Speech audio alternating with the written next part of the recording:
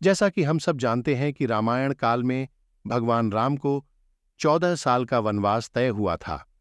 उनकी पत्नी सीता ने सहज ही वनवास पर जाना स्वीकार कर लिया था।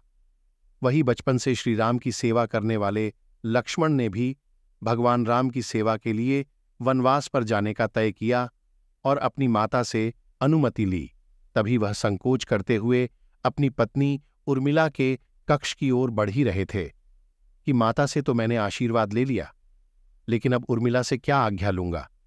मैं कैसे उसे समझाऊंगा? उससे क्या कहूंगा? तभी वो उर्मिला के कक्ष में पहुंचे। वहां उन्होंने देखा कि उर्मिला आरती की थाल लिए खड़ी है। उर्मिला लक्ष्मण जी से कहती है कि आप मेरी चिंता मत कीजिए, आप अपने भ्राता की सेवा करिए, क्योंकि सबसे बड़ा धर्म है कि आपकी सेवा में कोई बाधा ना आए, इसलिए मैं आपके साथ जाने की जिद नहीं करूंगी।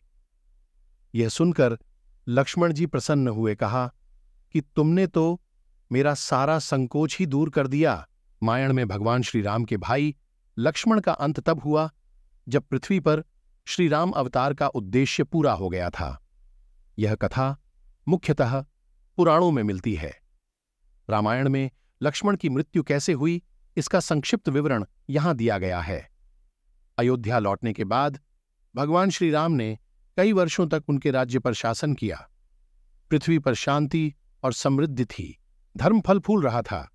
उसके पुत्रों और उसके भाइयों के पुत्रों को उसके द्वारा शासित बड़े साम्राज्य के कई हिस्सों में राजा बनाया गया। इस अवधि के दौरान सीता देवी भी पृथ्वी से गायब हो गईं, जब वह भूदेवी धरती माता में विलीन हो गईं। हिंदू धर्म में मृत्यु के देवता यम, काला, श्री राम के महल में पहुंचे और उनसे मिलने का अनुरोध किया। भगवान श्री राम ने अपने अतिथि का स्वागत किया। अब यम ने शर्त रखी कि जब वे चर्चा कर रहे हों तो कोई भी उनके साथ हस्तक्षेप न करे। यदि कोई हस्तक्षेप करता है तो उसे मृत्युदंड दिया जाना चाहिए।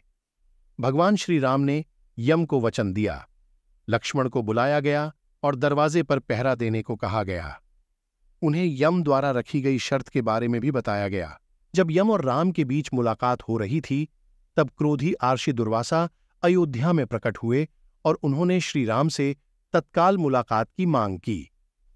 लक्ष्मण ने स्थिति समझाने की कोशिश की, लेकिन आर्षि दुर्वासा क्रोधित हो गए और उन्होंने पूरे अयोध्या शहर को श्राप देने की धमकी दी। लक्ष्मण कभी भी अयोध्या वासियों को कष्ट नहीं होने देंगे, इसलिए बैठक लक्ष्मण ने दरवाजा खोला और आर्षि दुर्वासा के आगमन की सूचना दी। भगवान श्री राम को अब लक्ष्मण को मृत्युदंड देना पड़ा। उन्होंने अपने गुरु आर्षि वशिष्ठ की मध्यस्थता की। उन्होंने राम को सलाह दी कि लक्ष्मण का त्याग करना मृत्युदंड के समान है।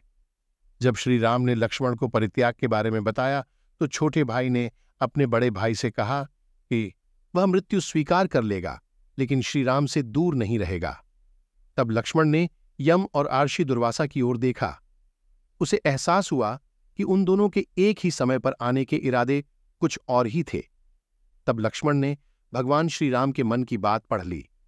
वह समझ गए कि पृथ्वी पर श्री राम अवतार के अंत का समय आ गया है। लक्ष्मण को एहसास हुआ कि यह विशेष स्थिति उनके लिए पृथ्वी से गायब होने के लिए समय की लीला थी। वह यम या काल समय की भूमिका के लिए तुरंत सहमत हो गए। इसके बाद वह सरयू नदी में चले गए और जल समाधि ले ली। तब लक्ष्मण ने अनंत शेष का रूप धारण किया और क्षीर सागर में राम की प्रतीक्षा करने लगे। जब यह बात उर्मिला जी को पता चली तो वह जोर जोर से हंसने लगी और बोली, मेरे पति ने सदैव धर्म का पालन किया है। अपने ज्येष्ठ भ्राता भगवान श्री राम का हमेशा ही उन्होंने पूज्य किया, उनकी और माता सीता की पूजा की, और आज अयोध्यावासियों और हमारे वंश को श्राप से बचाने के लिए उन्होंने अपने ऊपर एक सबसे बड़ा दोष ग्रहण किया और अपना देह त्याग दिया। मेरे पति ने अपने धर्म का ही तो पालन किया है।